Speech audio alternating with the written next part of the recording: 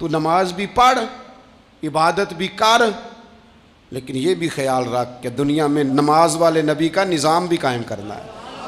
تیرے پاس نری مسجد نہیں ہونی چاہیے، حکومت بھی ہونی چاہیے۔ مسلمان کے ہاتھ میں نری تسبیح نہیں ہوگی، یہ انان حکومت بھی چلائے گا۔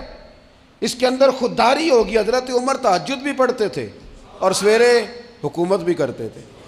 حضرت صدیق اکبر ساری رات مدینے والے کی یاد میں رویا بھی کرتے تھے، اور صبح اٹھ کر تلوار لے کر نبی پاک علیہ السلام کی ختم نبوت کے منکروں کے خلاف جہاد بھی کیا کرتے تھے۔ جب تک اپنے مزاج میں وہ شوق نہیں پیدا ہوتا کہ دین کو غالب کرنا ہے، جد و جہد کرنی ہے، کوشش کرنی ہے، بڑا سوکھا ہے ہمارے لیے بھی۔ آرام سے نماز پڑھیں، نفل پڑھیں، عبادت کریں، اور ویسے بھی اسے لوگ زیادہ بڑا پیر سمجھتے ہیں جس کی تسبیح زیادہ لمبی ہو۔ وہ زیادہ بڑا پیر ہوتا ہے جس کی پگڑی ذرا زیادہ بڑی ہو، جبہ تگڑا پہنے، اجرے کے اندر رہے، باہر نہ نکلے، اور اندر جائیں 2 منٹ کے لیے حضرت کی زیارت کریں، باہر آ جائیں، بس چھٹی۔ وہ زیادہ پیری مریدی ہو جاتی ہے، پیر تو بولتا ہی نہیں۔ وہی ہے تیرے زمانے کا امام برحق۔ اقبال کہنے لگے وہی ہے تیرے زمانے کا امام برحق، جو تجھے حاضر و موجود سے بیزار کرے اور موت کی شکل میں دکھلا کے تجھے جلوہ یار، زندگی تیرے لیے اور بھی دشوار کرے۔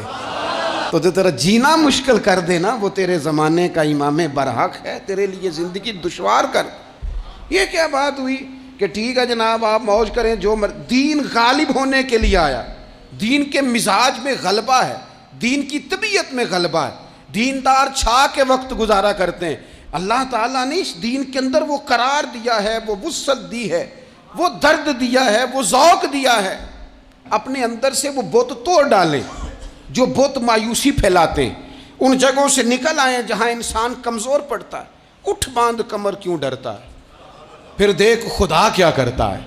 آگے کی طرف دیکھیں، آگے کی طرف دیکھیں۔ میرے نبی اکرم صلی اللہ تعالیٰ علیہ وسلم نے فرمایا حالات جتنے بھی خراب آ جائیں، ماحول جتنا بھی بگڑ جائے، امت پر دشواری جتنی بھی آئے، حضور علیہ الصلوۃ والسلام نے فرمایا ہے یہ دین اسلام ہے۔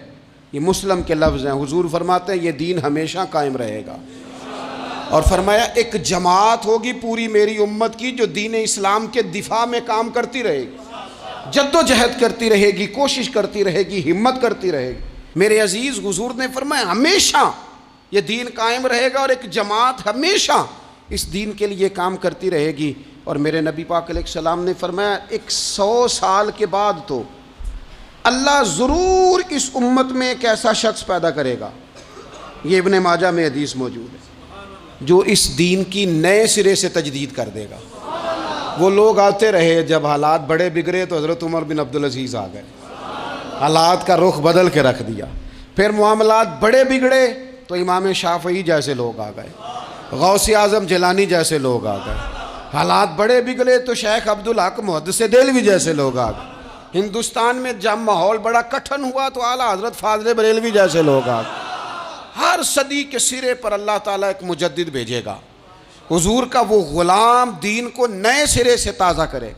دین کے چمن میں ہمیشہ بہار رہے گی، ہمیشہ نورانیت رہے گی، ہمیشہ نور اعلیٰ نور رہے گا۔ یہ کام صرف کرنے کا کام کیا ہے، یہ دین تو پھلے گا پھولے گا۔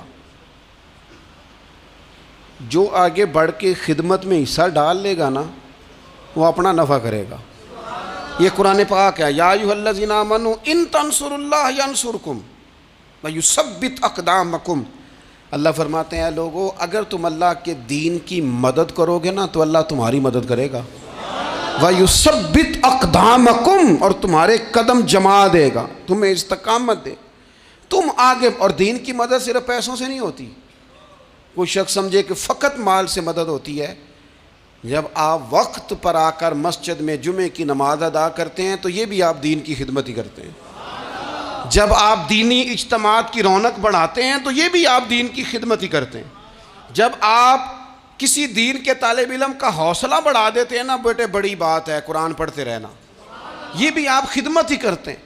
جب آپ دین کے بارے میں کسی جگہ بیٹھ کے اچھی بات کر دیتے ہیں، یار اللہ کا فضل ہے ہمارے دین میں یہ خیر اللہ نے رکھی، یہ بھی آپ دین کی مدد ہی کرتے ہیں۔ آپ کسی بھی جگہ کسی بھی حوالے سے دین کے لیے کوئی بھی پیغام دیتے ہیں، کوئی بھی بات کرتے ہیں، تو آپ دین کی یہ ساری خدمات دینیاں ہیں، یہ سارا درد ہے، یہ سارا ذوق ہے، ہم اپنا اپنا حصہ جس طرح بھی ملا سکیں دین کی حمایت میں، دین کی مدد میں۔ جہاں کوئی ایسی بات ہو رہی ہو وہاں ہم دفاع کے لیے کھڑے ہو جائیں۔ ہر شخص اپنے اپنے مقام پر دینی ابلاغ میں، دین کی تبلیغ میں اپنا کردار ادا کرے۔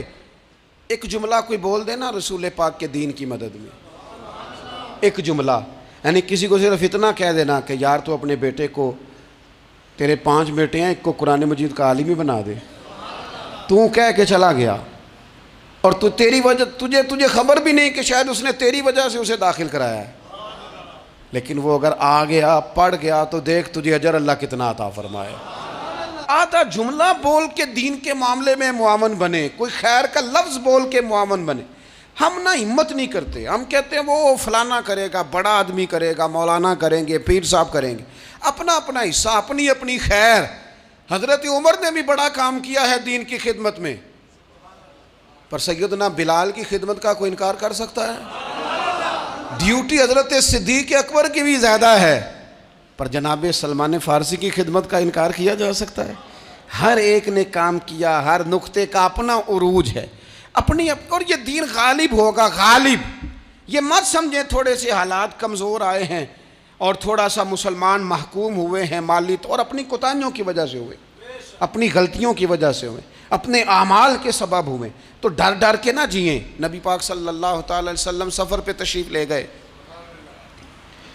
حضور علیہ السلام کی عادت کریمہ تھی جب سفر پہ جاتے تھے تو سب سے آخر میں ساری تیاری کر کے سامان سمیٹ کے سب سے آخر میں سیدہ فاطمہ الزہرا سے ملتے، پھر سفر شروع ہوتا، اور جب حضور واپس آتے تو سب سے پہلے سیدہ فاطمہ سے ملتے رضی اللہ تعالی۔ حضور کافی دنوں کے بعد سفر سے واپس آئے، لمبا سفر تھا، سیدہ فاطمہ الزہرا رضی اللہ تعالیٰ عنہ سے ملنے گئے۔ نبی پاک صلی اللہ تعالیٰ علیہ وسلم کا چہرہ نور دیکھ کے تو سیدہ فاطمہ تڑپ کے روئیں، رو پڑی۔ حضور نے فرمایا فاطمہ کیا ہوا؟ عرض کرنے لگے یا رسول اللہ تھکاوٹ کے اثرات میں آپ کے چہرے پہ دیکھ رہی، اور حضور کپڑے یوں لگتا ہے بڑے پرانے پہنے ہوئے ہیں آپ نے، حضور اتنی مشقت کیوں کرتے ہیں آپ، اتنی محنت، اتنی جد و جہد؟ تو حضرت فاطمہ الزہرا فرماتی ہیں حضور نے مجھے تھپکی دی اور فرمایا فاطمہ رو نہ۔ اور یہاں وہ بعض لوگ ہوتے ہیں نا جو ہم نے دیکھا ہے، ہمارے ہاں اس طرح ہوتا ہے کہ وہ کوئی اس طرح کی بات کرے تو وہ زیادہ رونے لگ جاتے ہیں، کیا کریں، بڑے مسائل ہیں، بڑی مشقت ہے، کرنا پڑتا ہے، لوگ اور زیادہ۔ لیکن نبی پاک علیہ السلام نے سوچوں کو نیا زاویہ دیا، خیالات کو نیا رخ دیا، اس بات کو ایک نیا انداز سوچنے کا فراہم کیا۔ حضور فرمانے لگے فاطمہ رو نہ، تیرے باپ کو اللہ نے اعلیٰ مقاصد کے لیے دنیا میں مبعوث فرمایا۔ حضور فرمانے لگے فاطمہ کوئی گھر کچا، کوئی پکا، کوئی خیمہ ایسا نہیں بچے گا جہاں اللہ دین اسلام کو پہنچا نہیں دے گا۔